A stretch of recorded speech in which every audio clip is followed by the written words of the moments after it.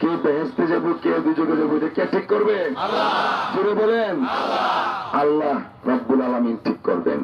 এখন এই আল্লাহ যে কাজটা ঠিক করবেন, এই কাজটা যদি কোন রাজনৈতিক নেতা অথবা কোন দল আইসা বলে ইসলামের দোহাই দেয়া, এটা কি জায়েজ নাকি না জায়েজ? জোরে বলেন না জায়েজ। না জায়েজ।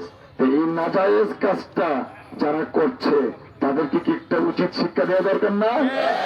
সেই উচিত শিক্ষাটা কিভাবে দিতে হবে? ব্যালটের মাধ্যমে দিতে হবে। কারণ যারা ধর্মের নাম নিয়ে প্রতারণা করে তারা আমার আপনার সাথে প্রতারণা করতে পারবে না। ধর্মের নামে যদি প্রতারণা করে তাহলে ভোট পাওয়ার পরে মানুষের সাথে প্রতারণা করতে পারবে না। এই জন্য বললাম ইমানের পরীক্ষা। আর দয়া করে সবাই ভোট কেন্দ্রে যাবেন এবং ভোটের রেজাল্ট ঘোষণা না হওয়া পর্যন্ত ভোট কেন্দ্রে সবাই আপনারা উপস্থিত থাকবেন।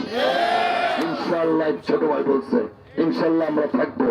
রেজাল্টটা নিয়ে আমরা দুর্গাপুর চলে যাব, তারপর বিজয়ের হাসি নিয়ে আমরা যার যার ঘরে ফিরবো ইনশাআল্লাহ। এবং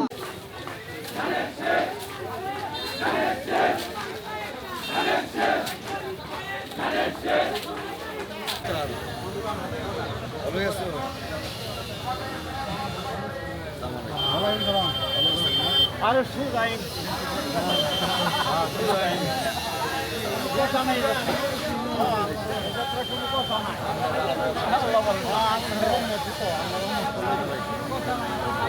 আল্লাহ